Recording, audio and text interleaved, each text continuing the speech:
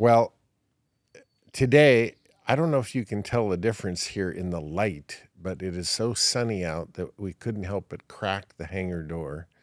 It's a beautiful And day. I have the privilege of being with Rafik Moore, who flew in from Minneapolis to spend some time with me today and with you today,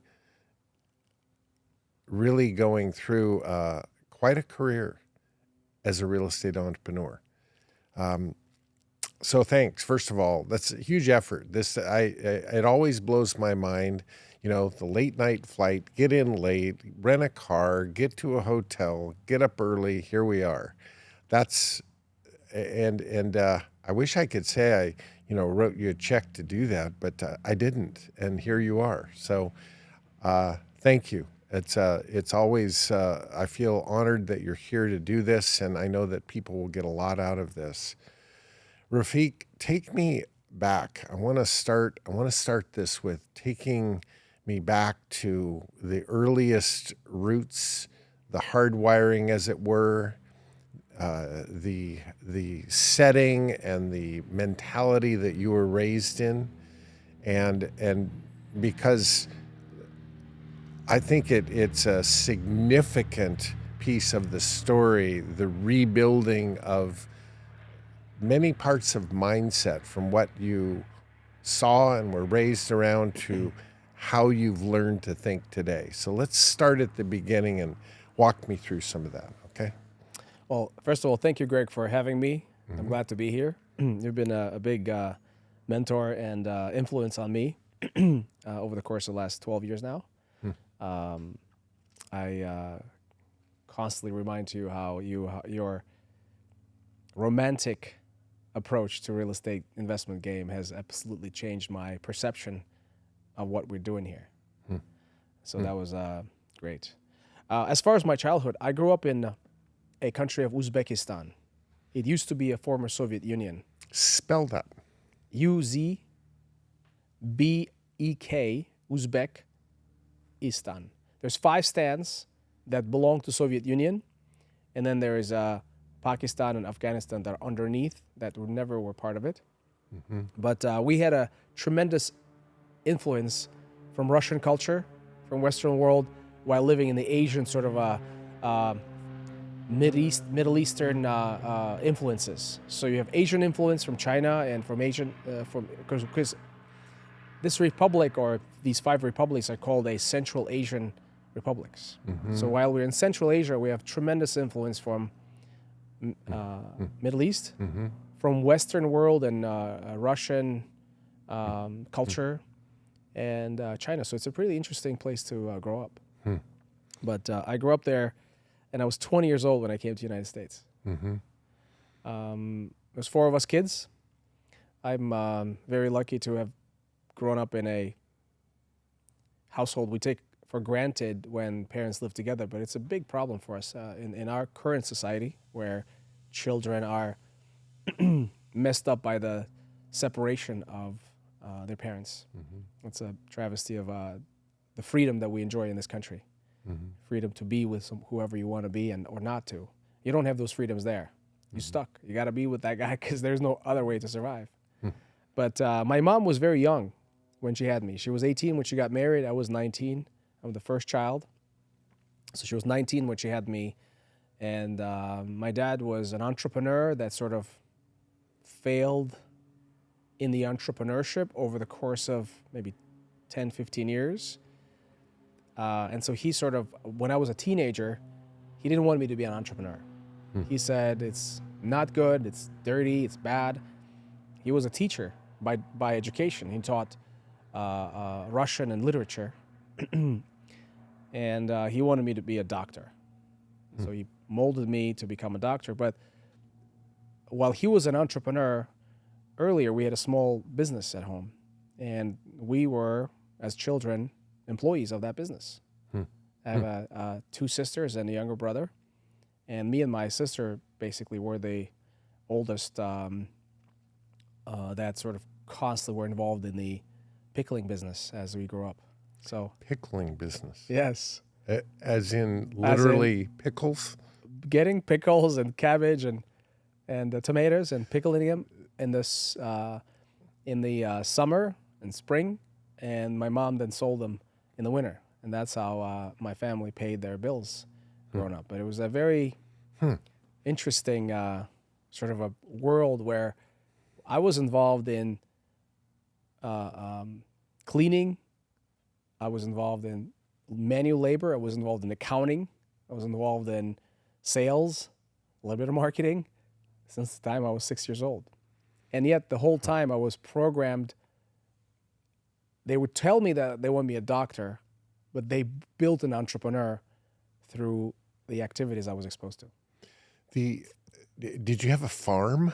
I mean, did you grow this stuff too? No, we had a little farm, but we did a lot. Our production at when I was about 14, at the sort of as my dad exited the business, we had like 30 tons of produce that we processed. So we went with farmers, and they brought the product and stuff. It was a pretty big operation towards the, but it was a slow evolution. It grew slowly, and it's just a hustle to survive. Was this a location adjacent to your home?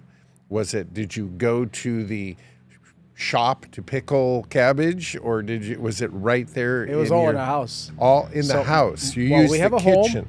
Home. No. We had a home, and we had a whole, production facility that my dad put all his effort and money and resources to build a manufacturing facility.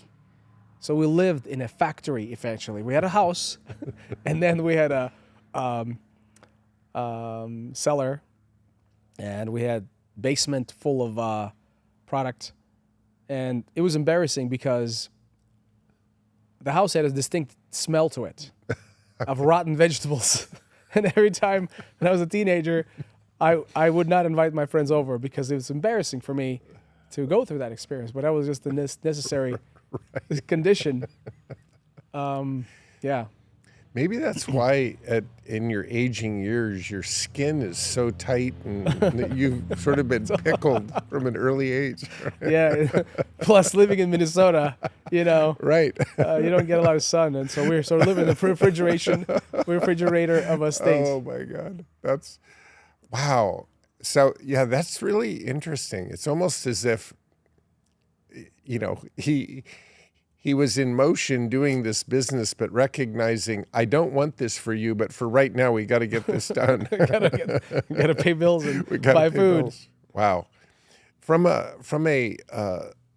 standpoint of working together, the whole family was involved in this. Was that a good thing, or was that difficult? I lived with a narrative that I was robbed of my childhood. Because I was subjected to this manual labor as my friends played outside and went to the camps. Summer was the busiest time for us. Right. And we got to do the work. We got to, unload them, clean it. We got to basically pickle it. Mm-hmm. You boil it in a salt water, and then you close it, and it's just a whole production. But I realize now that they built my work ethic. My parents did. It was just one of the things that was drilled into my head is the coefficient of utility. How much work did you do today? And did you do enough to, to justify your existence? So I think because I was a child when this whole thing started, and there was some beatings too when you disobey, right?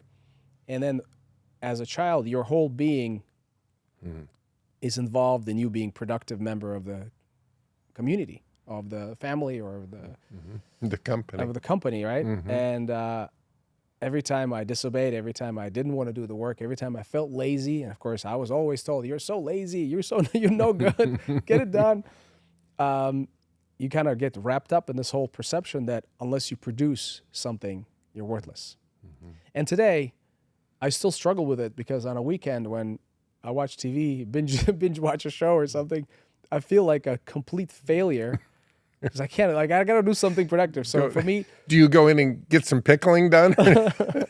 So I've created these. So my dad, it was binary. Either you do the work, or you got to do something productive outside of work, like studying.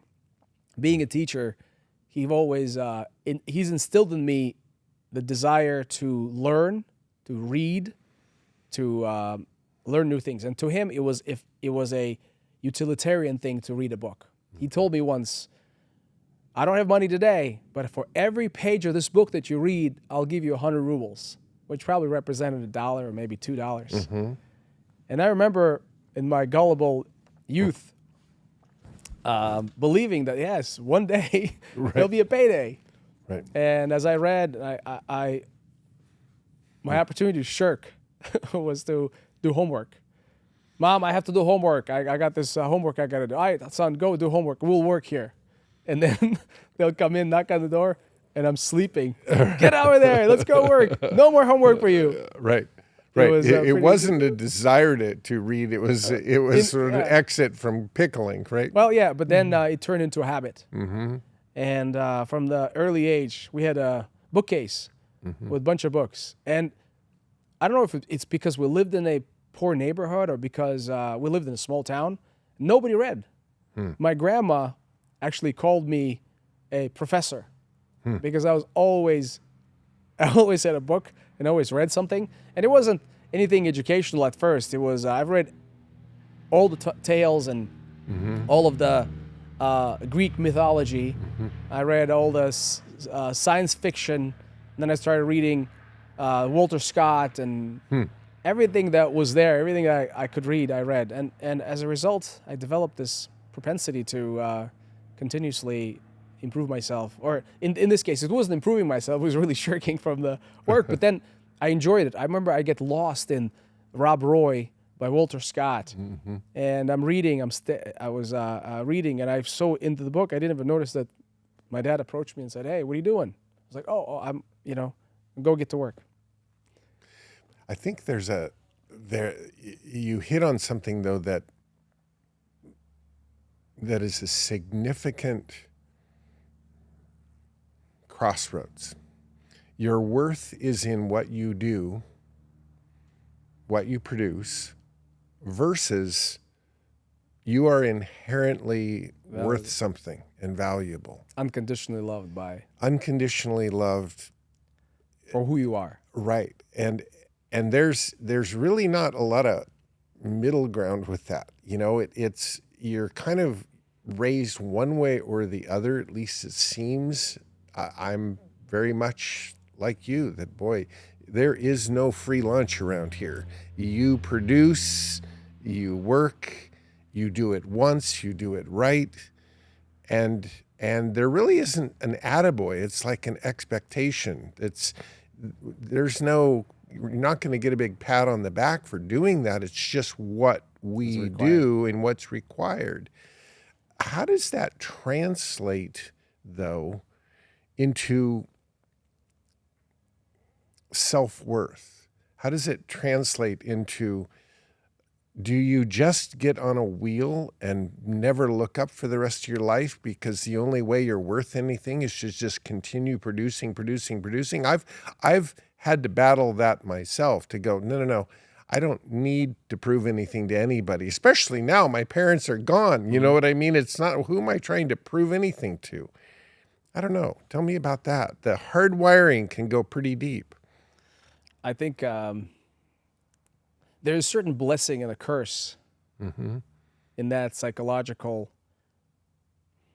condition. Because on one hand, like I look at my kids, I love my kids. I have 4 of them. And I want to give them unconditional love. And I want to hold them, and I never beat them up when they screw up. I never force them to do manual labor, and then when they don't do it, beat them up. Because that's what you're supposed to do. And I think we are blessed, Greg, to have had that kind of upbringing, because I think it makes us tough. It makes us appreciate things. I don't know. In the beginning of my life, I've always lived with the narrative. The story I told myself subconsciously is that, oh, my dad didn't love me, and as a result, I'm trying to prove to my dad of my self-worth and prove to him that I'm worth of his love and acceptance. And my dad always loved me, except he didn't express himself. It's tough. He was barely surviving. It's tough to live in the Soviet Union when you're hyperinflation, no employment. What are you supposed to do? Babysit me? Well, and maybe his way of loving you, and his definition, was to make you tough so that you can survive. You could make it. Yeah, and so right? At the end of the day, you live with this narrative, and I was so glad to have gone through Tony Robbins's and events in the and Landmark Forum, where I understood it's all about the story. The experience of the reality is not objective, it's subjective. On one day, you can come out, or you can go to New York, for example, and a person can say, oh, New York sucks. It's dirty. It's messy. It's busy. Everybody's mean. And the other person can say, wow, New York is amazing. It's full of art and cool restaurants. And it's all in what you focus on. That's what defines your story. And so I realized that, stop moping around. There's nothing wrong with you. And your dad loved you and your mom loved you.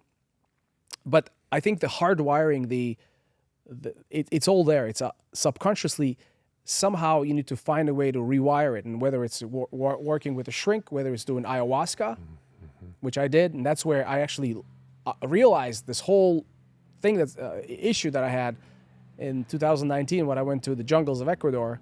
The ayahuasca trip opened up my whole situation that I hated myself. Turns out, this whole time, because whenever I screwed up, whenever I made a mistake, instead of going out there and lashing out the world, I've always was self-deprecatingly, oh, you're just not good enough. Try harder. No matter how hard, no matter how much you do, no matter how high you get in life, it's never enough, because we're never perfect. And we want that level of perfection, want that level of being the ideal version of you. Yeah. But you never get there. Never get there. I think as well, one of the things when you're a kid, you didn't have a choice in the matter. This is who you get. This is who's going to do their best. At least you hope they will, right? But as an adult, when you understand this, you can control the situation a little more by purposing to be around people who truly do care about you for you. Totally. It's not about what you do. It's about who you are. And it took me a while to figure that out too, because it's very easy to fall into the trap of I need to perform for everybody because everybody's going to think this way of me. But that's not really true. That's the story you tell yourself, as you just underscored. There are those who can inherently care about you just because it's you, and they truly love you, versus the production you bring to the table. And as adults, we get to choose, versus kids, they don't know any better and you just take what you get. We get to choose who we hang around and how they treat us. And people will show you who they are as it relates to you. I think that this is sometimes a great check to have. It's like, who's going to care about me if I'm not producing? Who's going to care about me if I'm not picking up the tab or this or that, or however I see my net worth being played out? Who's going to call and say, how are you? I'm just thinking about you, for no agenda or reason or need, or there's not something they want from you. It's kind of a sobering thought, but it's a valuable task, I think. I agree with you. Being surrounded by people, or being deliberate about who you bring into your life, is extremely important. Yeah. But also, most of us kind of live our lives, and there's going to be 50% of the people that are nice, and 50% of the people are going to be not so nice. That's how it is. That's how the world is set up. But there's a next level of complexity to this whole game. And I realized that at the end of the day, it's all inside of you. Do you love yourself? Do you think you're worthy? And so it doesn't matter, if you're surrounded by 100 people that tell you how great you are and how amazing you are, if deep inside you hate yourself, and if deep inside you can't reconcile with that story, you'll be miserable.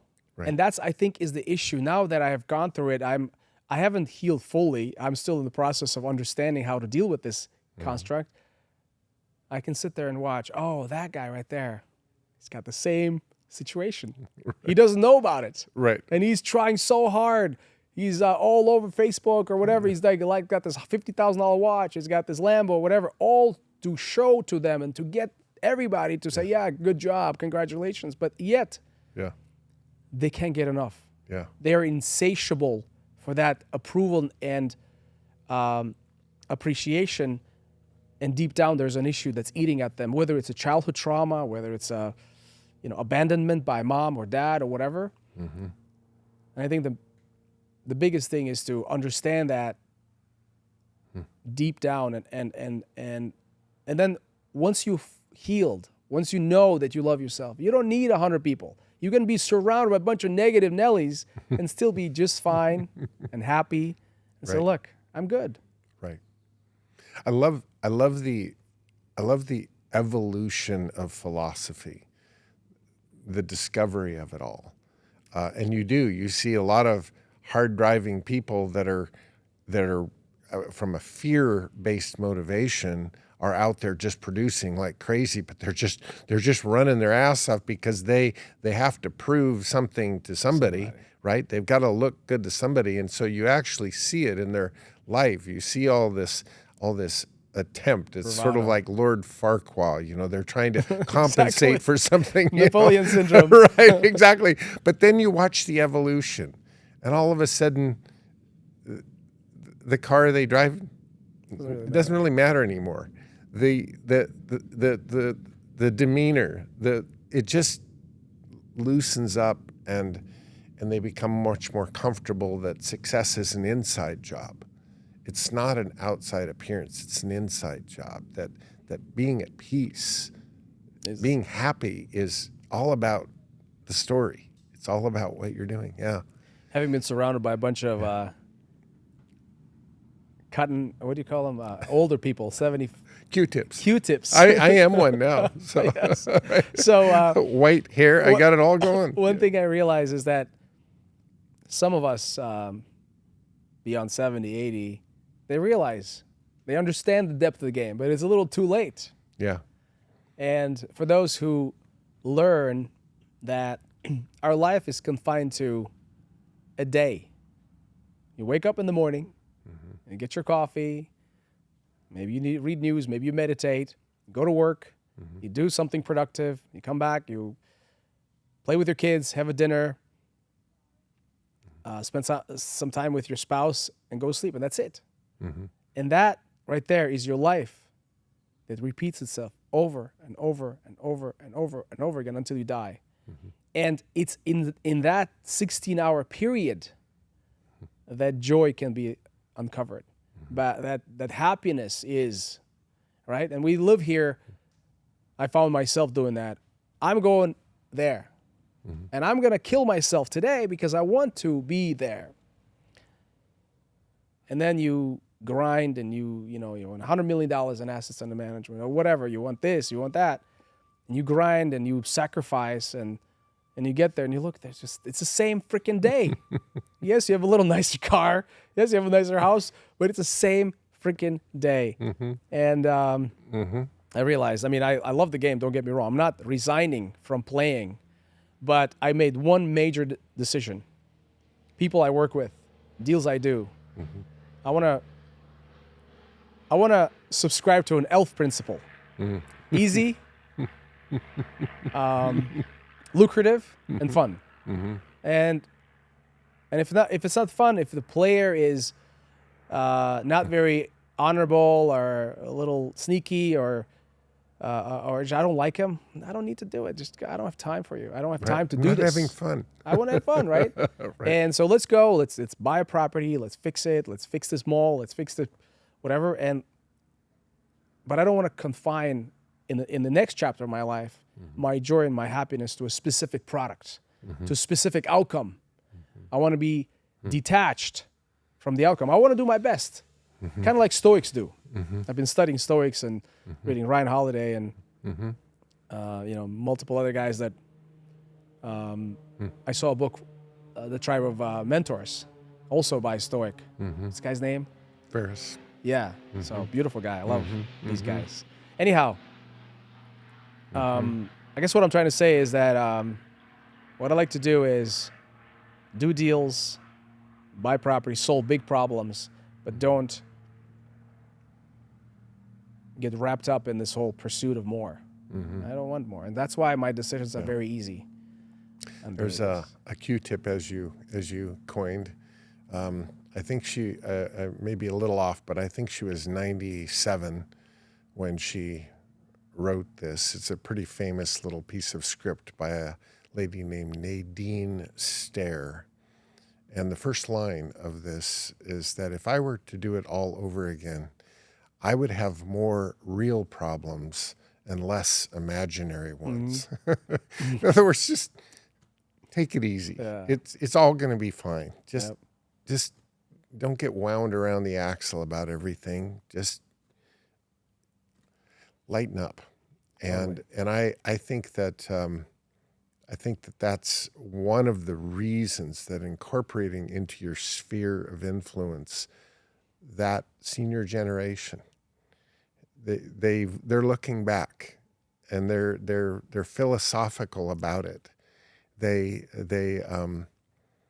see it from a different light. I had grandmothers that were in nursing homes from a very early age. They were in care facilities, and I would go visit them. It seemed like they were always in the middle of medication and busy, and so I always had to wait for them to be available, it seemed, and I hated waiting.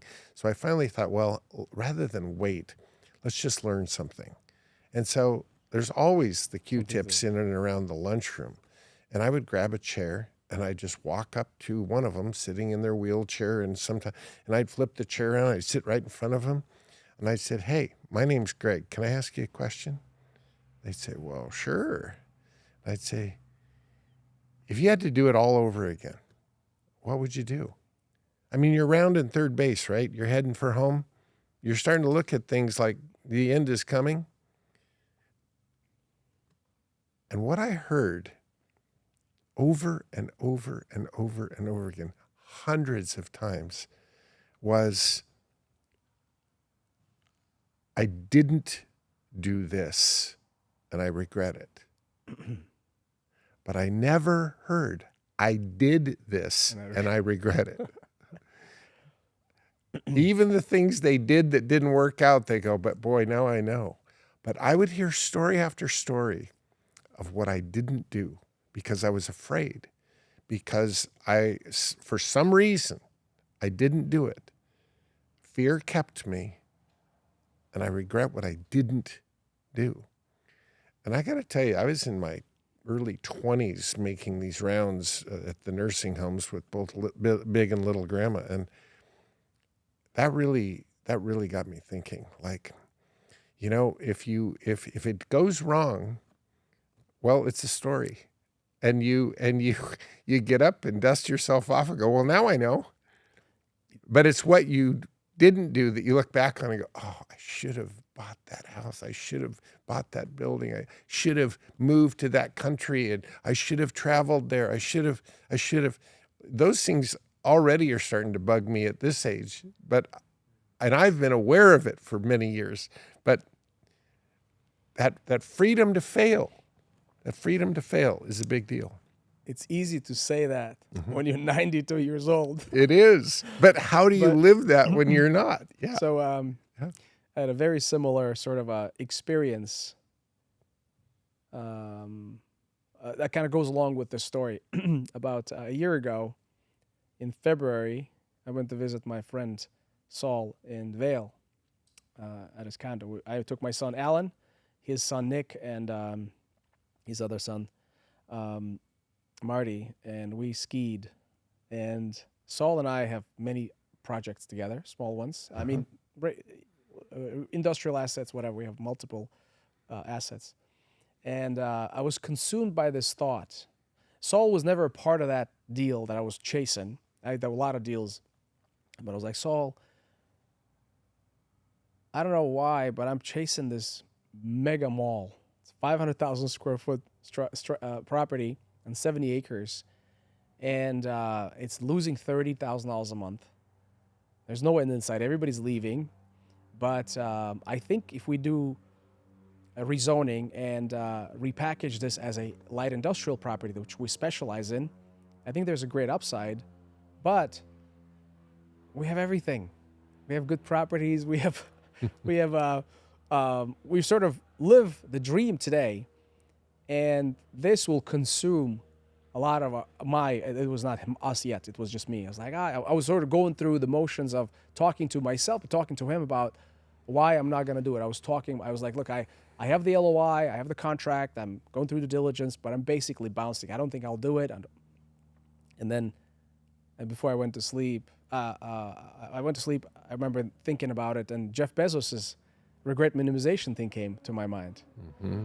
And I was like, all right, what's the worst thing that can happen? Obviously, I'm itching to do the deal, but I'm scared that it's going to be the biggest disaster of my life. Mm-hmm. And I was like, all right, mentally, I said, if I buy this thing, worst case scenario, I will be $4 million down. Mm-hmm. It's a big hit for me, but it's not going to take me out of the equation. And I just need to live with the fact that I tried and my net worth has gone down by $4 million. Mm-hmm. It's okay. But then if we actually prevail and win, and this deal is going to be a really, really amazing deal, which I think it will completely, I mean, obviously we'll make a lot of money, first of all, but second of all, it will just increase the scale and capacity of what we can do, what I can do, and what my team can do. Mm-hmm. So next morning, I woke up. I'm like, Saul, you know what? I know we agreed. We had a consensus last night. We're not going to do a deal. I'm going to walk away and forget about it and just focus on small stuff. And I was like, you know what? I'm doing it. Even if I lose money, that's okay. I don't want to be 80 and regret. This is perfect coalition of events, because we had a local partner who wanted to take some space. We had the banks ready. Everything was ready. It was just my fear. And so I was like, screw it. Let's do it. I'm with you. If you do it, I'm doing it. I was like, that was the best friendly sort of a shoulder I needed. Because if Saul's like, no, let's not do it, I probably would have not done it. So I'm grateful for my friends. And we closed out on April 23rd. And we've killed it. We were so scared to lose that everything was on steroids. The marketing, the construction, whatever. And we're 80% occupied. And our whole business now evolved to a whole different level of, we have 5 properties like that we own and operate inside of a year, because we're crazy like that. But yeah, that's a regret minimization story. Yeah. But this is part of what living deliberately is it's an awareness of what's at stake. It's that awareness that the alternative is a life of quiet desperation. That's correct. As Thoreau put it. It's the two choices: a deliberate, purposeful life, or a life of quiet desperation. Same guy, same cabin, same pen, going, what am I going to do? And I think that crossroads, if you're aware of it early, can really frame things. I want to go back to you coming to the United States when you were 20. What language skills did you have when you were 20? So my desire to come to America was, I started learning English as I went to medical school. In my desire to impress my parents, I've got into medical school, and I was a fourth year student when I came to the United States at the age of 20. Mm-hmm. I was very lucky to have met a person who invited me here, and the cultural impact I had from that person and her family was pretty tremendous. I think they reshaped my whole psyche. America, well, obviously is a land of opportunity, but also I was shocked to see how everybody was just nicer. When people live in a distraught situation and they're fighting every time. They're just angrier and they're mad. You know, they're mad. They're surviving. It's just a different. It's a different paradigm. It's hard to see it when you're a tourist. You go there for a week or for 2 weeks. You come back. Everybody's happy, hospitality, everything. But when you live there and you have to live with the fact that you have a lot of month left after the end of the money, and you got to make your ends meet, and just not enough. It's hard to sustain unless you have some kind of private enterprise. Long story short, I came at 20, and obviously, because I wanted to impress my parents, I right away within a year I went back to school for pre-med, and I was going to be a doctor, and that was it. But my parents didn't have any money to support me. As a matter of fact, I had to support them. After coming here, I started sending money because I didn't want my mom to be working so hard anymore. And I went to school for 3 years at the University of Minnesota, and I took one finance class in the second year of my studies for pre-med. Biology and genetics was my major. I was so blown away by how, first of all, many of my teachers said, oh, you have the gift, you can do math in your head and whatnot. You were really gifted mathematically. But also they said, what are you doing? Don't go to medical school. You got to do finance. And they sold me on the idea that I should be a broker or Wall Street underwriter and go, working on Wall Street. And forget about doctors. They make peanuts. So to me, it was like, all right, now I know my true calling. And I graduated in December of 2001. You know what happened in September of 2001? And the New York was not hiring. So what did they call that day? 9/11. It was a bombing that happened, right? Yeah, crazy. no, yeah. And so I'm like, man, I got a degree in finance, Right. And everything except for finance, nobody's hiring. So I was making $20 an hour working some odd job at a hospital. And my first finance job was $12 an hour, downgrade. And I was like, what the hell is this? But I was lucky to have landed that job because for 2 years, I was an underwriter, credit analyst.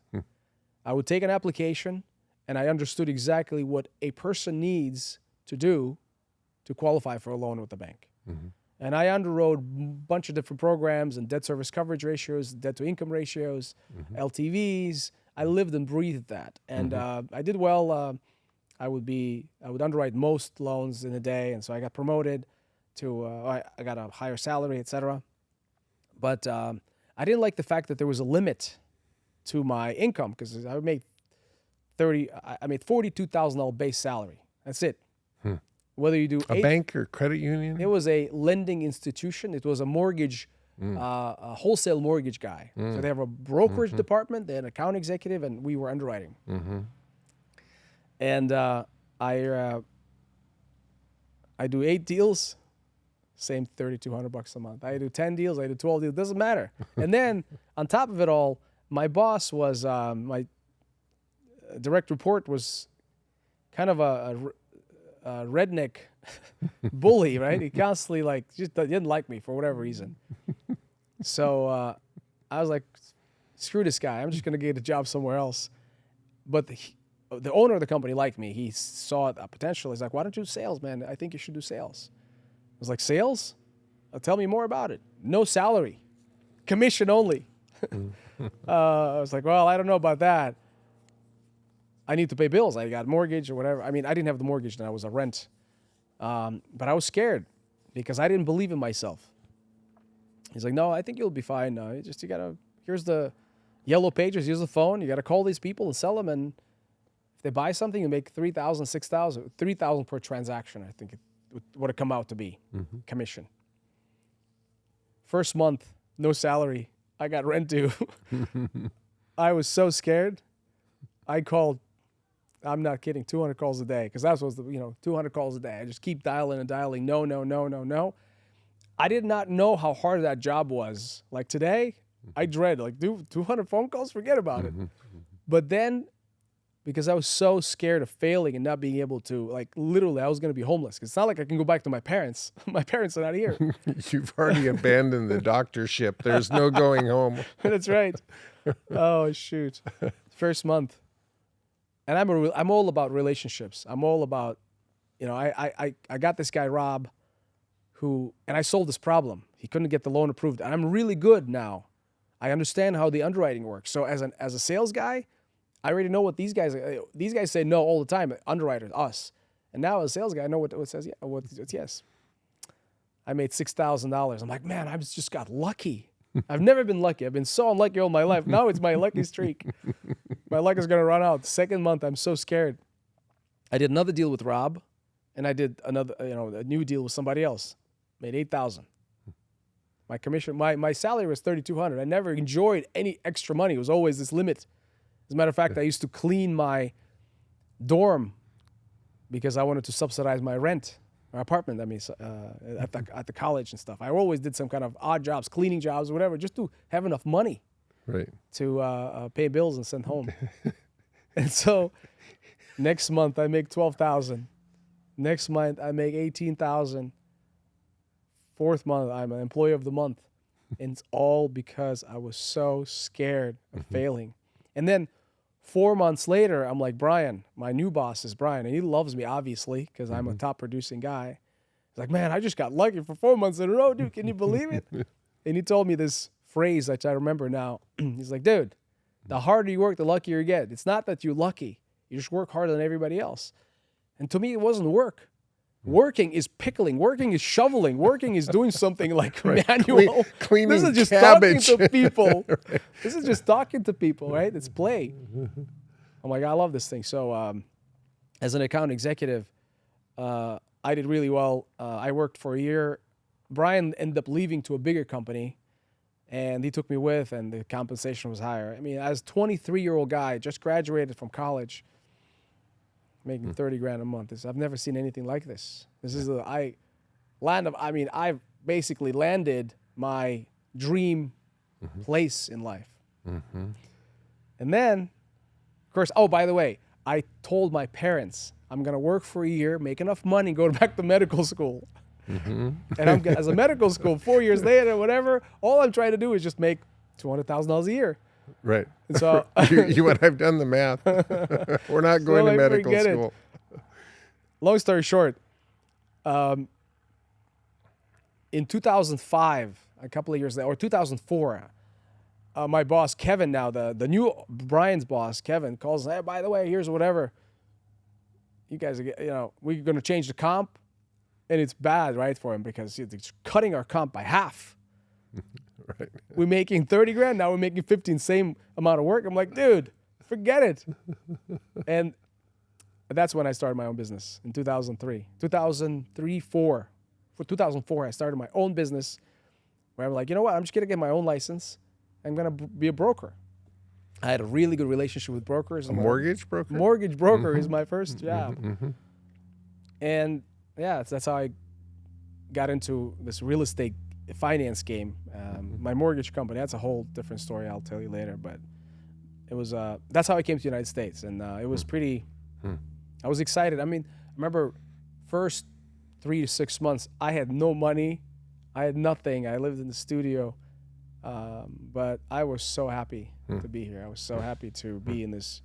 Did you know anybody? You had a family that sponsored you or something like that? I met a woman back home, and she invited me, and we were romantically involved, and I ended up marrying her, and I lived with her. So, but met her here? Met her there. Yeah. That's how I got to the United States. Yeah, interesting. I always find it fascinating. The roads that lead sometimes are the most unusual routes ever, but they get you to where I feel like, okay, now you've arrived where you're supposed to be. Now take it from here. At least it gets you there. I think it's a constant work in progress. Yeah, I think so. So this evolution now from mortgage to making a transition to being a buyer of real estate. That's some people stay in mortgage their whole life and don't own real estate. Others make that transition. I've seen that transition before. Tell me about that transition. What happened there? Our mortgage business took off. We made $1 million in sales first year in business. And I was the best sales guy, and I had 10 guys. I had to teach my guys how to do it. Coming from an underwriting background, I was most skilled in understanding how the whole business works. Mm-hmm. My Achilles heel, my problem was I was never organized. I was a sales guy pretending to be a CEO. And the mortgage business went okay, and we grew. And I'm sure if we didn't go through this 2008 debacle, I probably would have been a mortgage broker. I probably would have figured it out how to organize it. By 2008, I had 4 offices, about 100 people, one in Arizona. We had a license in Miami, and I bought every single office condos. Never buy office condos.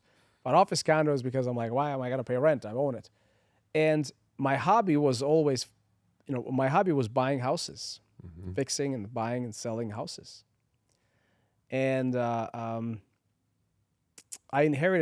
got stuck with many houses because market tanked, but I had an illusion of what the value is.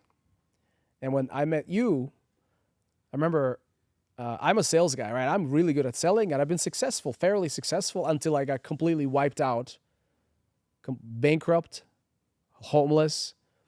And I met you at a conference in 2012. Mm-hmm.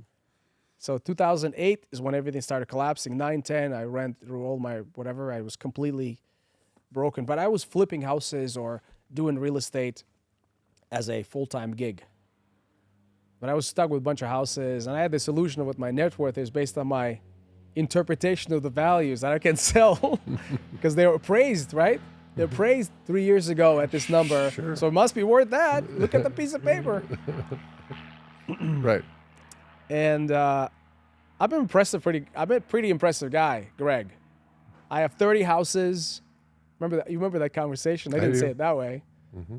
I wouldn't shut up bragging about how I know this game, bro. Just tell me a couple of things. Give me one thing. Oh, shit. Yeah, right. I remember that call with you. I rambled on for probably good 7 to 10 minutes, and you quietly listened. And then as soon as I quieted down, he said, "Did you know what just happened?" I was like, "No. I know everything about you. You don't know nothing about me. If you want to know one thing about this business, you want to learn to shut the hell up." I was like, oh, shit. I was so embarrassed. I was like, "You dumbass, what's wrong with you?" But it was my child inside looking for validation from a guy who, like, I saw a father figure, and you're like, "Hey, dude, I'm working hard. I've done this. I've done all these things. Please say, good job, right. Attaboy. Pat me on the head." But no, you just slap me and say, "Shut the hell up. You're not good enough." Opposite. I don't think I said what I it wanted, quite but that way. Something like that. Anyhow. Yeah. I remember that conversation because it was a sad day. It was a rainy day. I was in my pickup truck with a bunch of materials out to deliver at a job site. I couldn't figure it out. I was struggling perpetually. Mm-hmm. I was a paper millionaire. I thought I'm a millionaire. I thought I have 30 doors, but I just couldn't make. Now, I had a lot going on, obviously, but I was just broke perpetually. Mm-hmm. Feast and famine mm-hmm. lifestyle. I hated it. Mm-hmm. Stressed out of my mind. Mm-hmm. And then you tell me about the romance and the philosophy. I'm like, what? I thought it was all about dollars and cents. Well, I toured several of these projects and the double yellow lines roads that they were on. I'm like, exactly. Busy road. Who put a gun to your head and made you buy this? Oh, it's cheap. According cheap. Yeah, according to my understanding or whatever. And so, no, I'm very grateful because it was a complete kick to my head about what is and how it is. And it's not just about convincing every dog to sell you a building or house. Mm-hmm. It's about finding. I mean, I actually believed that I don't belong in the nice neighborhoods because I'm not good enough and I can only work with people of a darker complexion. So I worked in Right. not so nice neighborhoods. I worked with Latinos. That's what my people, I thought, Right. because I'm like them. I look like them. And it was all subconscious too. It's not like I didn't vocalize it necessarily, but I didn't dare go into those romantic neighborhoods because I thought I can barely do business with these guys. Those guys will say, "Get the hell out of here. Who are you? What's your name again? Josh?" No. And it was all a stupid story. Yeah. And after you told me, dude, I don't even do business. I want to go there where if I want to sell something, I want 10 people wanting to buy this house. That's the art of the deal. Not to pick up every Right. garbage property that needs a ton of remaking and then you're lucky to make $20 on it. You know, this conversation here outside of the details underscores something that I think you're saying loud and clear. I want to just put a highlighter on it, that oftentimes it's not our energy, it's not the engineering, it's not our understanding of numbers, it's not what's holding back. It's as you've put, it's our story. It's our philosophy. It's what we've said, I agree with this, even if subconsciously. That when we make agreement, we stay consistent with our agreements. And we try to make things work that just can't work in that environment. But we try. Change the way you think, you change everything. Change your philosophy, everything changes around you. Change how you define possibility. And all of a sudden the world opens up in a big way. And you had kind of cornered yourself into this is the only place and type of people and situation that I can work. But it eliminated every real possibility out there. You were doing really well for the confines that you self-imposed. Because of the grind and hard work. And Right. And it was just like you can almost replay the story of like at the end of the month, pickling, we didn't make enough money, but let's do it again. harder grind. Let's do something more. More pickles, more cabbage. It's like no. There's something else that has to change, and it's your perception of possibility, and this is where our belief system dictates what's possible or not. And that paradigm shift, when you go, that confidence, that I'm telling myself a lie. I'm telling myself the wrong story here. The openness, which in order to grow, there has to be a willingness to be open. And you, in that moment, I could feel all the right ingredients were at work. Frustration was there. This, I'm on a treadmill, but I'm going nowhere. That kind of feeling. Frustration, there's a language, there's something I'm not getting. You watch somebody make money, but it looks easy. Nothing about making $20 is easy. What's going on? I'm pedaling, but I'm not going anywhere. That's a very frustrating feeling. And yet you're describing in the entrepreneurial world, those that are trying to do it for themselves, about 85% of who's out there. One of the things that I want to share with the world, the idea we're sharing, I actually developed a TED Talk around it, and I'm going to deliver it one day, but I've worked with my coach on it, and I've delivered multiple times already. But I realized very simple fact, people around you will have conscious and subconscious impact on you, and your beliefs, values, attitudes, and behaviors are direct impact of those around you. So when I have met you and you have maintained a plane and you do all this romantic real estate, you opened a possibility that maybe I can go into that romantic neighborhood and also do a deal. Mm-hmm. When you meet people that, when you interact with people who do these things day in and day out, those things you marvel to do but don't believe you can. Mm-hmm. Because of some self-limiting belief. Mm-hmm. You want to do a triathlon? No, I'm not built that way. My genetic precomposition is not built to be a triathlete. So no, I'm not going to do it. Flying a plane? Oh, forget it. It's so expensive. I'm not going to fly a plane. Building a multi-million-dollar business? Oh no, it's for some genius people who are the lucky, the sperm donor club, whatever that, you know what I'm saying? Right. And then you realize, I went out there and I met some people who did triathlons 5 times over, Ironman. I'm like, dude, this is how you do it. There's a process, there's a system, there is commitment, time, and et cetera. And then boom, next thing you know, you do a triathlon. Mm-hmm. And then you're like, oh, how do I climb a mountain? You know, so what I realized that if you want to do anything in life, if you want to achieve anything at all in life, and it applies to any of you listeners who are dreaming about a possibility but don't believe it's possible for you. It's possible for everybody else because they live in this extraordinary realm, but you really live in a normal realm where everybody's broke and everybody's poor and everybody is weak and fat and whatever. You find 5 people out there in the universe, in your reality. You go close to them, you get close to them, you add value. Sometimes it's a cup of coffee, sometimes it's a coaching class, sometimes it's finding a way to whatever add value, walk their dog. The 5 people who have accomplished that which you're looking to accomplish. And all of a sudden, you will start first and foremost believing in the reality because you're like, oh, hold on a minute, he's not a rich kid, he's just a guy like me, 10 years older. And he did XYZ and he got there. Mm-hmm. Or it's just a matter of swimming an hour a day, I can do it.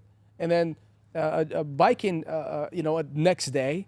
And if you do it consistently and over and over and over again, you might not come first, but you'll finish the race. Mm-hmm. Mm-hmm. And so I use that paradigm today to do anything I want in life. Mm-hmm. I'm actually learning how to fly a plane. I have 2 people right now. I need 3 more, and I'm just too busy doing real estate. If I have 3 more pilot friends that are flying all of the time, I will believe that planes don't fall out of the sky and I'm going to kill myself trying. It's the biggest fallacy that I have, and everybody in my ecosystem tells me, dude, what the hell are you doing? You shouldn't be flying. You're going to kill yourself. Right. And it's just that's how it is. Yeah. Putting yourself in that position. You know, if you want to be a pilot, hang out at the airport, okay? But that first step to say, I'm going to do this. I'm going to go hang out at the airport. I'm going to find those people that are doing what I want to do, and I'm going to just try to bring value. I'm going to be there. That first step takes disruption. Jim Rohn would say that every significant change has a precursor of disgust, where you just go, I'm sick of this. What am I trying to salvage here? There's nothing about this that I like, that works. So it would seem easy to move on from it to the possibility of something better. And yet people stay in dysfunction constantly and consistently because it's a known. They know, well, here's how the story's going to go, and it's predictable, even if it sucks. So this disgust has to grow.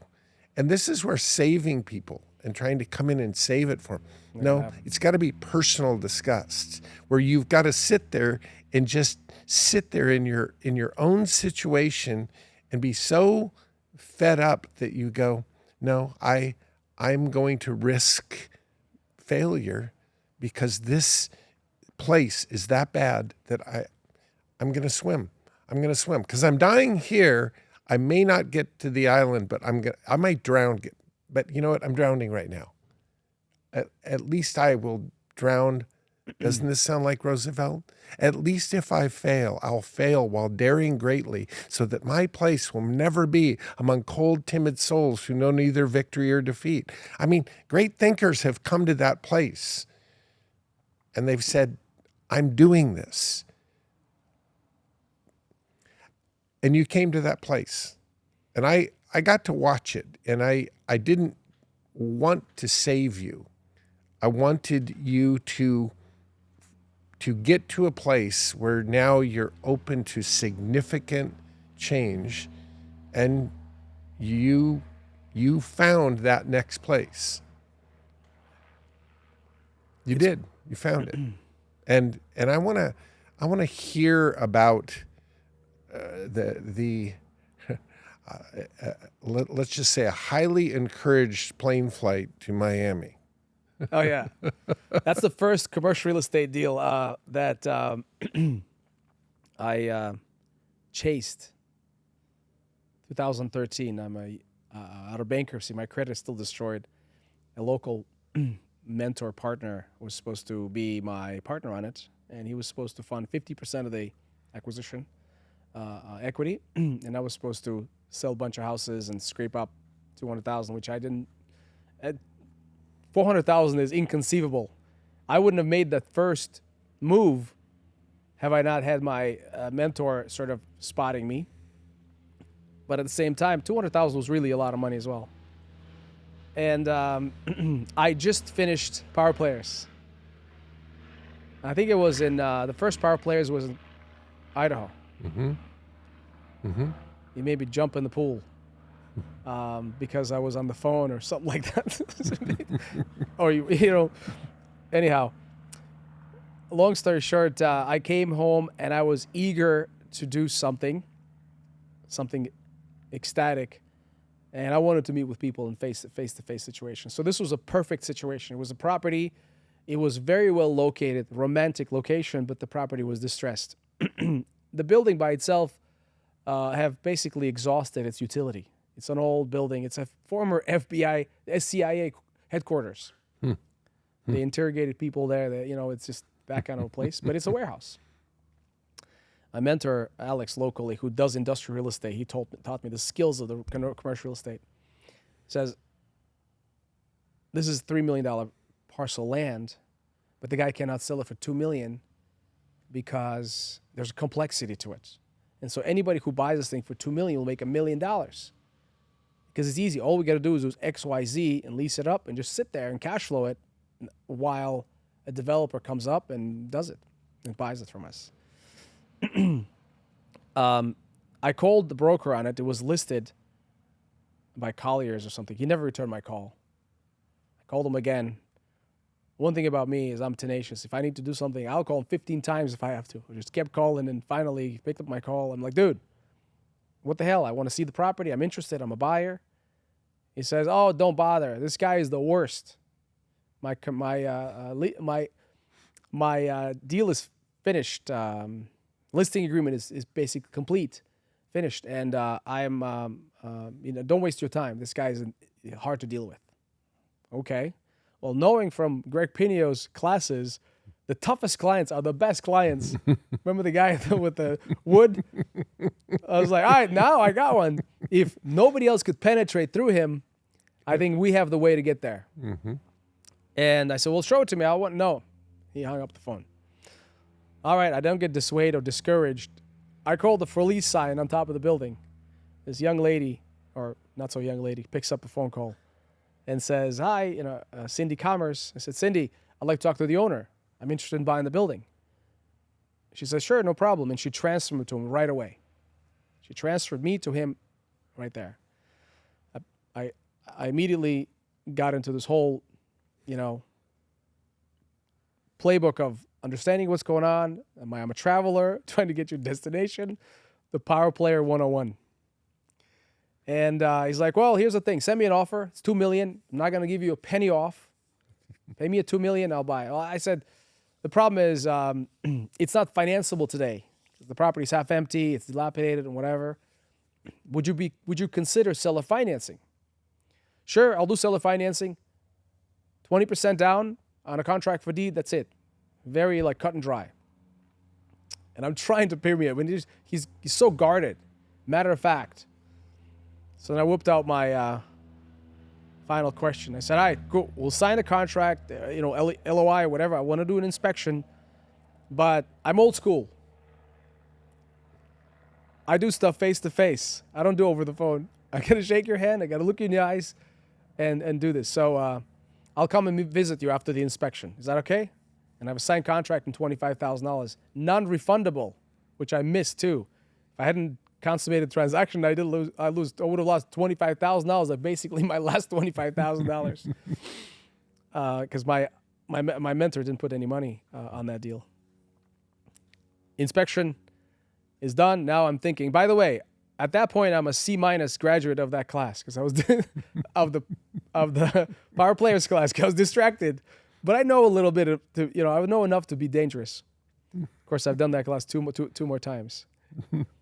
After that, I get in there, I roll up, we go to his penthouse, we walk into his, I don't remember all of the stories you told me, and this was going to be my story. So I said, Cyril, thank you very much for taking my offer. Thank you for having me. We have a problem. Your building has all these issues, and I need a $300,000 discount. I was sitting. He jumped out of his chair, mad. He's like, what the hell are you doing here? Why did you fly all over here wasting my time? I told you not a penny off, $2 million or no deal. And I quietly laugh internally because I know what I'm going to do next. This $300,000 was anchoring. I was like, look, I'm sorry. I didn't come all the way to walk away empty-handed. I'm here to do a deal. I want to help you. All right, you win. You're such a good negotiator. You want $2 million, you get $2 million. The problem is your deal doesn't cash flow.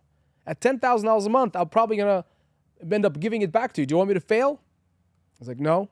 I did the math.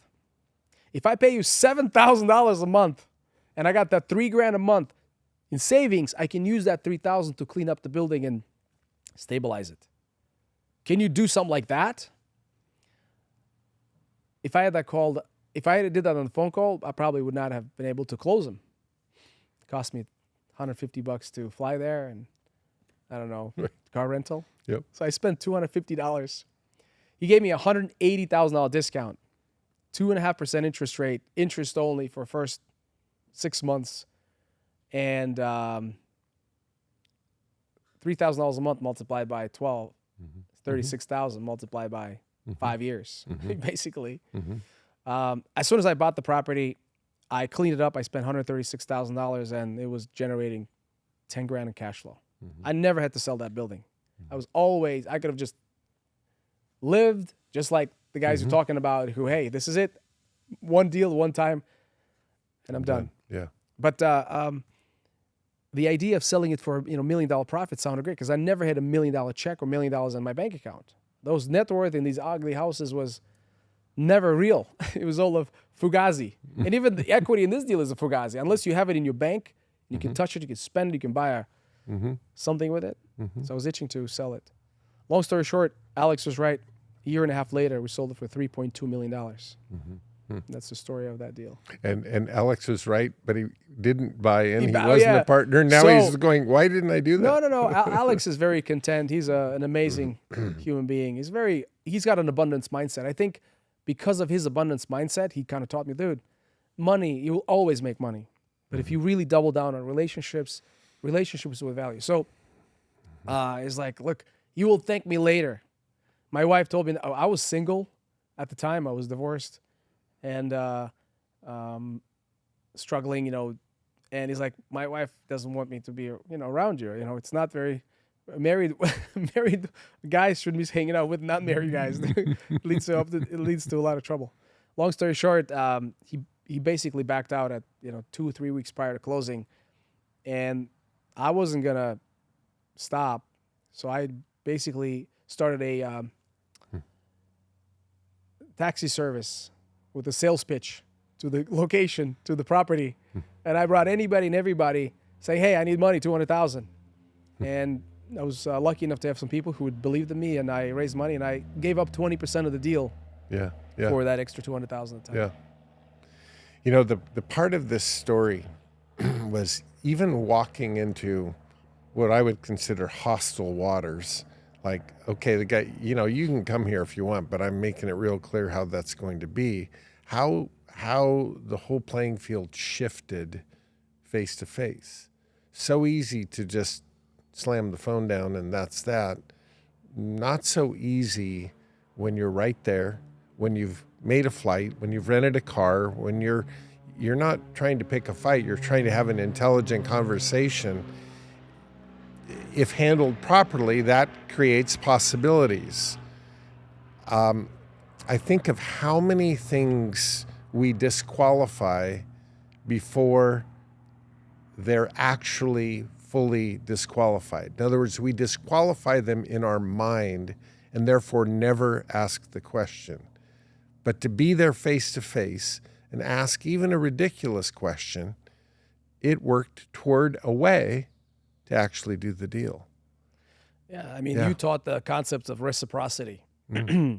You go all the way. Yeah. He's got to come down and give you something, an Yeah. item of value. It's an inherent canon of rhetoric. It's just the psychology. I think Cialdini talks about it in his Oh, Influence. absolutely. Yeah. And then reciprocity, then there's a recency effect. They'll remember the most recent thing that you did. Mm-hmm. There's many effects. And I remember trying to go through those things and to really, and at the end of the day, it's not like I conned him or anything. He became my good friend, my mentor, and then he sold me another building. He begged me to buy the other building. I was like, I don't want it. He's like, no, buy it.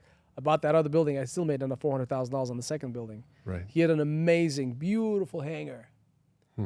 And he was going to sell it to me, sell a finance with no money down for $80,000. It was probably bigger than this. I was such an idiot. I kicked myself. The guy who bought it for $80,000 sold for $320 a year later. I was like, what the hell? Anyhow, Right. so But I guess I was you ready see, for this is what starts when you get out of that mindset and comfort zone and you just go. You just go. One thing leads to another and another and another and another. And they start talking. And it's this spider web, but when you track it backwards, it's proactively saying, no, I'm going to choose a different possibility. And you did that. And that's led to the acquisition of many, many, many, many, many buildings. So where do you take this from here? What's the next trip to Miami, metaphorically? Yeah. What's the next thing where's the next big lion that you've got to walk up to and with your sling and say, hey, I'm here to get to know you. I'm here to do some business with you. What does that look like? Every level of your evolution requires a different version of you. And just like in the mortgage business, there was a start, there was a middle, there was an end. I think it was a great phase. Flipping houses was a great phase. I learned a lot. Commercial real estate was a great phase. Buying these buildings, fixing them. Say what you just said again, slowly. I want every stage of your life requires a different version of you. Explain that. A different version of you. So,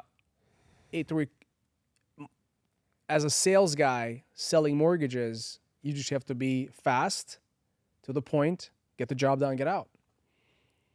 To buy and fix houses, it requires a certain skill to negotiate amazing deals in commercial real estate. Requires a different level of skill, romantic, interpersonal skill. We own and manage, when I say we, I have partners, I'm not alone, but we own and manage 4.5 million square feet of real estate right now. Mm-hmm. We under contract to buy another 300,000, 400,000. Probably going to buy $100 million of real estate this year. Mm-hmm. And I'm hitting my head against the wall, a glass ceiling right now, or not glass ceiling there. Mm-hmm. The ceiling of capacity, ceiling of management And the next level of my evolution requires training, mentoring junior partners and getting them to do what I did, which is negotiations, buying, maybe not so much negotiations, but organizing these things. And what I signed up to now is REIT Academy. I need to find 5 people who've mastered the game of REITs. And REIT, an acronym, Real Estate Investment Trust. Trust. Creating a REIT umbrella, it's actually UPREIT is what we're trying to set up. Umbrella Real Estate Investment Trust will allow us to acquire larger assets, pay for the assets with the shares of the REIT, but also get access to institutional equity. Average property that we purchased today is probably 5, maybe 7 million. We've bought properties for 9, 12. We're buying a property for another $10 million right now. And our equity checks are anywhere from $1 million to $3 million right now. Next level of the game requires $20, $30 million in liquidity. No single person that I know today sits on $10 to $15 million of cash. It's just not very prudent way to sustain your capital reserves. Most people are invested because of inflation, some other things. Right. And so I realized that outside of building these huge syndication machine, next level of evolution is to really get access to this institutional capital and focus on stabilizing large assets. What we are going to solve as a company, as a platform, is America's big box retail problem. As you know, 30, 40 years ago, they built a ton of big malls all across the United States. Go Sears. Sears and J.C. Penney's, Right. and Dillard's, and there's always a 3 or 4 boxes on the ends of this cross-looking building on a large piece of a parking lot in a pretty decent part of town. They didn't necessarily build them in the hood. And now these properties are obsolete. They don't work. And we have a program to acquire, to adaptively reuse some of these big boxes and reuse the indoor hallways, but mainly make the property useful and serve the community, serve our tenants. Because we buy these things at 10 cents on a dollar, it creates a very, very interesting and fun narrative for our investors. Everybody likes the whole, wow, you bought it for 10 cents on a dollar? And then how much you have to spend to stabilize it? 20. So we are sitting here at about 30, 40% cost basis from our competitors who are at $100 a foot, $150 a foot sometimes. Inline shopping centers being our competitors across the parking lot. And I think there's a tremendous amount of work that needs to happen to revive these communities, because these big properties generate jobs. They give people opportunity to collaborate in that little community, in that little municipality or big town. And so what we do is we use the capital from our investors, from our banks, to infuse life back into these malls and infuse back a life into these entrepreneurial endeavors. That's our business. So sometimes I ask myself, why? And then I listen to some inspirational videos, and the real question is, why not? You know? So unscripted, with the same mindset around possibility, give me off the cuff your adaptive reuse solution to the world of, let's just say, 4 to 20 story office buildings. You know, I've been thinking about it a lot. Office as a product, I don't think it's going to go away anytime soon. I think there's a very, very big problem with office that was built 40, 50 years ago, of its utility, of its functionality, and of its looks. I can tell you right now, in any downtown, there's still 80%. In some places 80, some places maybe 70. I don't know, but I haven't heard that there's 80% vacancy. There's 80% occupancy and 20% vacancy. So I realized that everything is just the basic economic formula. You take a owner of a piece of property. He bought the property 10 years ago, and his rents have been going consistently up. Slowly but surely, rents go up because of inflation. And then these mortgage payments go up. His operating expenses sort of go up a little bit too, but he pays for them with the CAM charges by the tenants. But the tendency for everyone to raise their rents consistently. Not like I bought a $10 million building 5 years ago, and I have to spend another $3 million at $13 million to make it sexy, to make it revitalized, you know? And so what happens is you are squeezed because demand for the product has gone down. The price has adjusted in the marketplace, but you are, while you might be oblivious to it, you're not oblivious. You're just stubborn and selfish, and selfish is not the right word. You're stubborn and delusional about the value of your product right here. And so I think we don't have an office problem if people recognized one simple fact. You gotta adapt to the marketplace, and you gotta understand what works. One of the things that I learned recently, which blew my mind,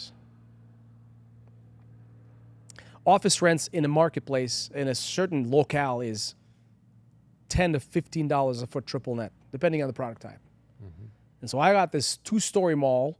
It's a mall. It's an ugly mall, whatever. And we have a 30,000 square foot space upstairs. And we hired a guy who worked for WeWork. He actually ran their Latin American headquarters.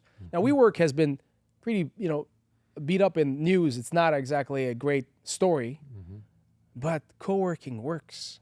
And he did the full analysis and says, if WeWork did this 5 years ago or 3 years ago or now, here's how I would do it. You make it a community center. You make it so that everything is there for you. You don't have to think about it. It's a membership like a gym membership. It's a whole new business. Yeah. And when he penciled 30,000 square foot deal for me after we spent $1.5 million on it, $36 a foot pro forma. I was like, crazy. I'm like, Saul, don't believe him. We're not doing this. We're going to do it at 18, okay? 18 is already better than 10 to 15. Right. And when he's telling us 36 works, maybe he's he's a consultant. We paid him his money. It's not like he's got any skin in the game. He's like, this is how it works. And then we go and study it. And quietly today, co-working spaces are killing it. But it's not a business. It's a hotel type of, it's an operational business. It's marketing. It's events. Yep. It's a restaurant in the building. It's a... It's a myriad of things. Daycare, workout center, Yes. it's all. So we in one call it a lifestyle center. So to answer your question, we can only do so much. I think office is going to be a product we'll probably do. I'm sort of doing it in a 2-story setting, but we're calling it a lifestyle center. You go into a place like in our mall, for example. Our malls are going to have an office component. You can groom your dog. You can drop off your kid at a daycare. You can go entertain your children at a bouncy house. You can do grocery shopping. You can do some shopping, a little bit of shopping. It's not a shopping center, but there's 20-30% of it left. You can eat. There's a nice food hall. Get a haircut, pick up your dry cleaning, all in one. Yep. Repair your vehicle. So what we do is we go to the cities and we say, look, the retail doesn't work anymore. Unless you do something with us, you're going to wait for the next 10 to 15 years until the rates drop, and somebody's going to raise this massive behemoth and put up an apartment building. And it only works so much. It doesn't work anymore. In Milwaukee, for example, there's a case study. There's a 1 million square foot facility that some Chinese company bought, completely missed the mark, and it's vacant. And the entire community within the 5-mile radius got depressed because the jobs, and it's just a crime-ridden area now. It was a beautiful Brown Deer Park, in Milwaukee. It was a great area. And I said, this is what is going to happen unless you, Mr. Mayor and council people, will work with us to infuse life back into the building and give us the sexy, flexy uses. Now, we're not converting into a big, ugly storage Amazon distribution center. No. We want to use this facility as a center for business, commerce, entrepreneurship, and facilitate small business jobs. Community. Community, yeah. We bring Chamber of Commerce, come, free rent right here. Free banquet hall. Use it for whatever you need. The building is plastered with opportunity. 3 months, clearance. By the way, when you go to buy something on clearance, you don't buy that shirt because you need it. Because you got the FOMO. Oh shit, if I don't buy it right now, it'll be gone. The next guy's going to buy it. So when we get into these properties, we offer it at 50 cents on a dollar.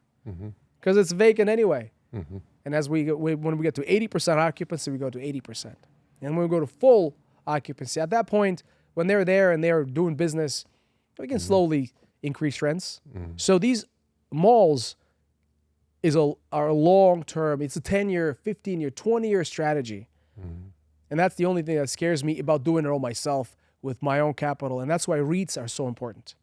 Because it's an opportunity to share the upside with our captive audience of investors who want that cash flow. You know what just hit me, and it's not the first time, Rafik, but you are in a group of people that this jumps off the page, and I'm sure people listening are also thinking this.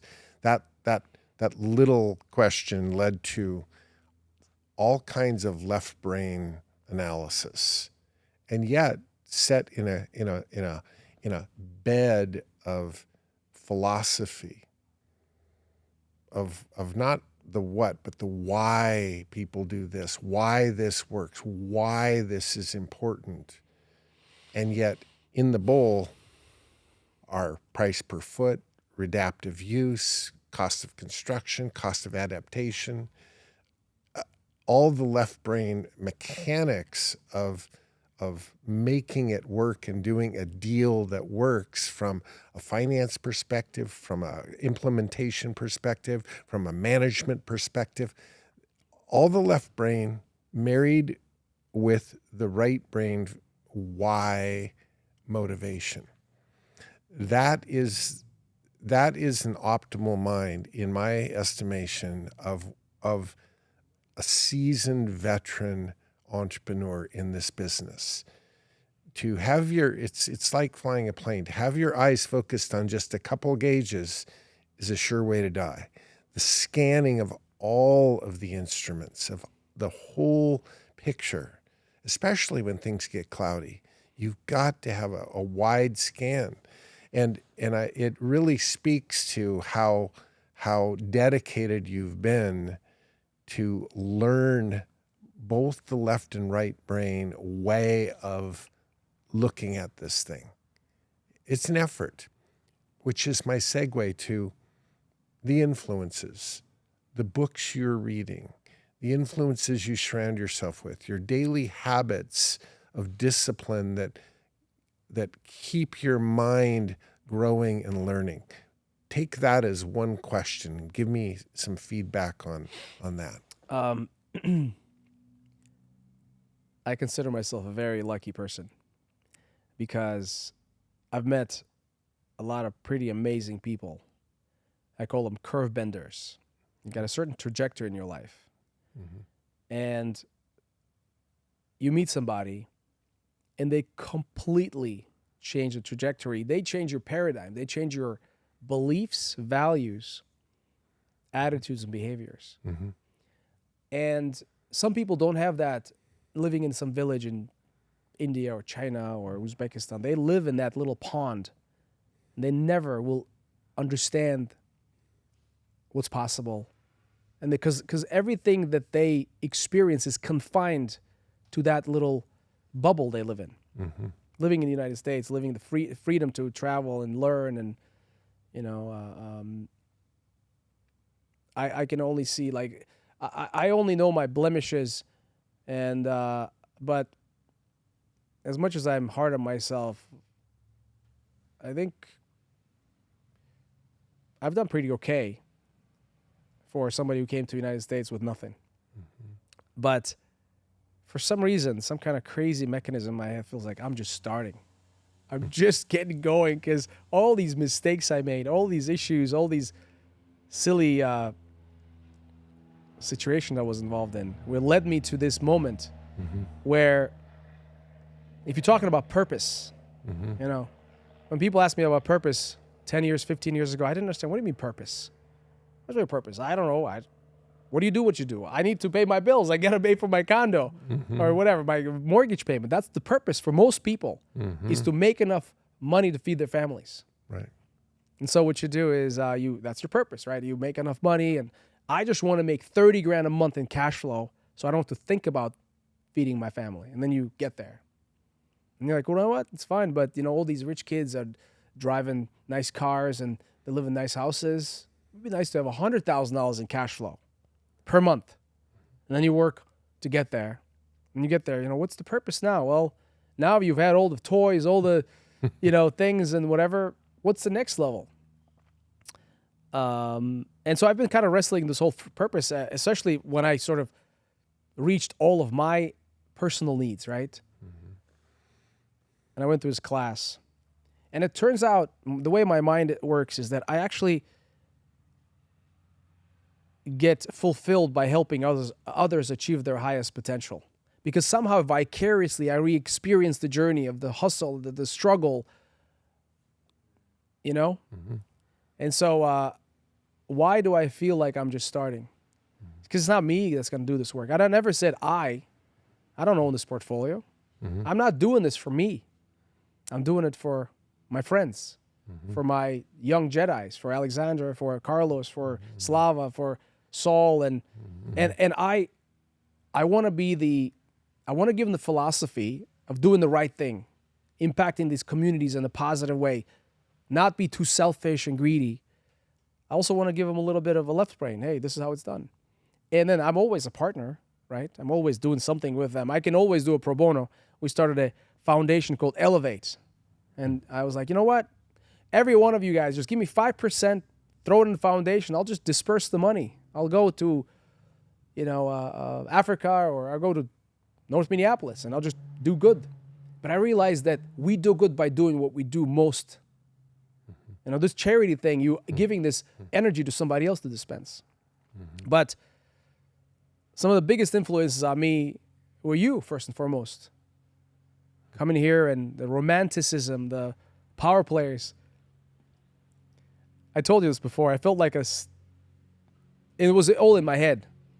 I felt like a redheaded stepchild. I've wanted to be in your graces. I've wanted to be your partner or whatever, but you chose others for whatever reason. It was all because of me, because I never asked. Because I expected you to say, oh, yeah, come. Good boy.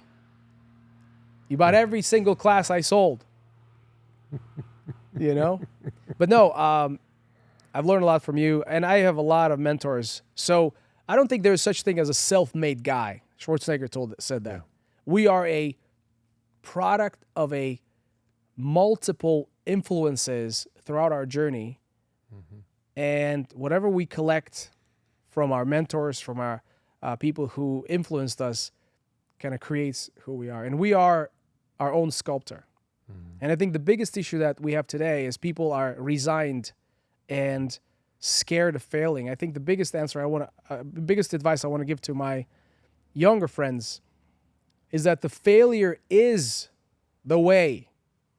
If you don't fail, you're never going to succeed. And I don't know anybody who became successful without failing. It's almost like it's a given. So each failure is a stepping stone, and your job is to extract a lesson out of the failure. And so, thank you. I'm not going to do that again. I'm not going to do this again, right? And sometimes the key is not to get out of the game. Some of us get a bankruptcy, divorce, jail time sometimes. Happens to the best of us.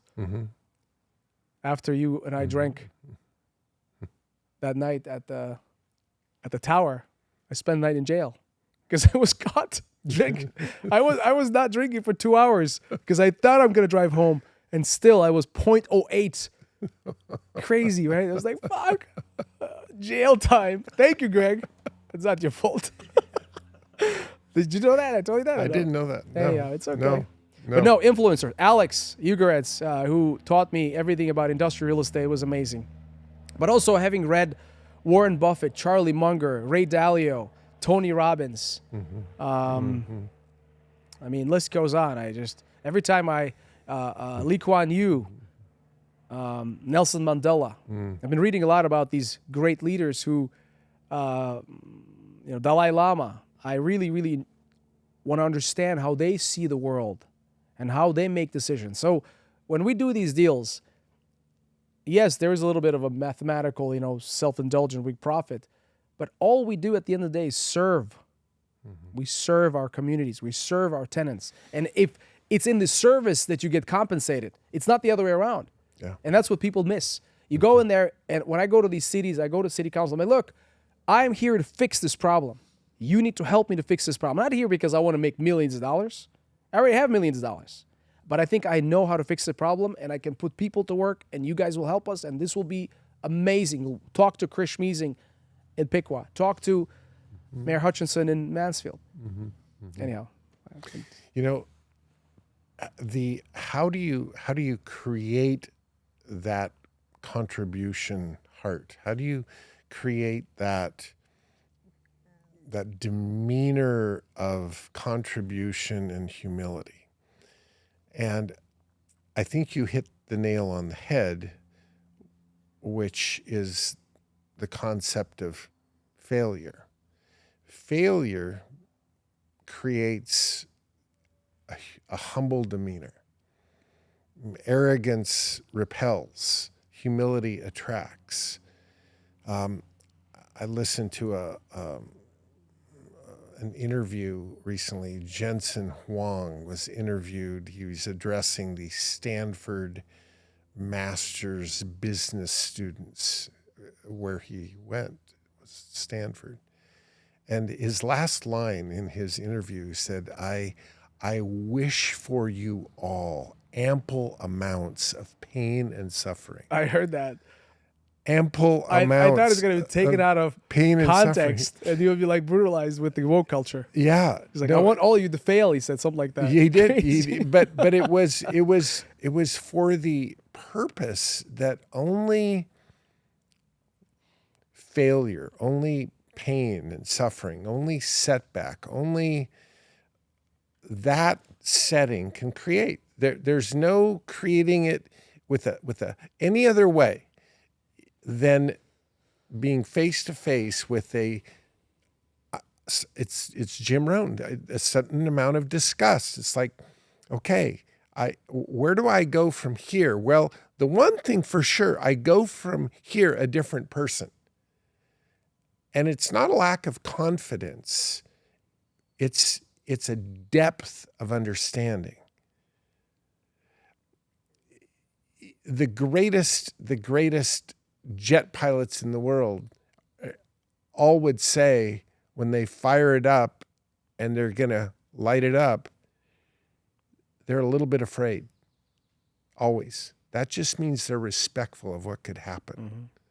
Right? You don't go venture into crazy waters without a certain respect for what can happen. You're accepting it with humility. Your sense of vulnerability is what connects you, because whether we admit it or not, we're all vulnerable. It's the common denominator. And when you can connect in that way, it's the human condition. You've connected now with everybody. You're on everybody's playing field. And when you realize that, that's where you can have impact. Nobody can relate to somebody that lives in some ivory tower that's untouchable, and who would want to, right? So I love watching the process of people kind of get the hell beat out of them, and then the evolution that comes. And I've watched it with you. I've watched it with Nikita. I've been around so long. All the greats, I met them when they were just starting, and when they're getting the crap beat out of them. Lindy Wishart sat there right in this chair, and one of the most brilliant minds real estate has ever seen. But what an evolution of a beautiful entrepreneur, but she's paid her dues with pain and suffering. Why do we avoid it at all costs when it is the greatest teacher? And there's the final evolution, I think, is when you embrace the pain. when you welcome the challenge of what's difficult, because this is the good stuff. It's all going to get really real now. We're going to learn. There's a certain degree of masochism to your statement right now. Yes. However, but you know it's true. Yes, I would frame it in different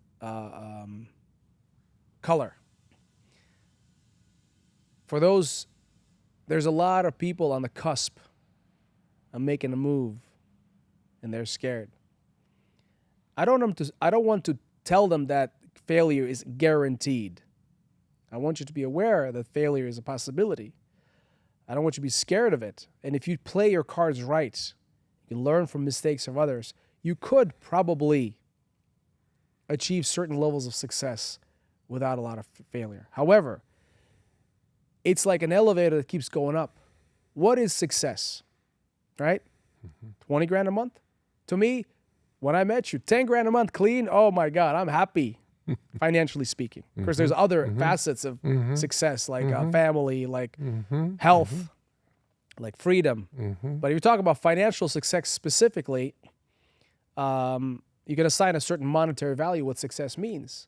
But then, like even today, I have a huge, massive portfolio. I have 80 LLCs we manage together with our partners. And yet, next chapter is starts with B, like billions, $1 billion deal. And I'm scared, and I'm afraid of failure, obviously, just like anybody else.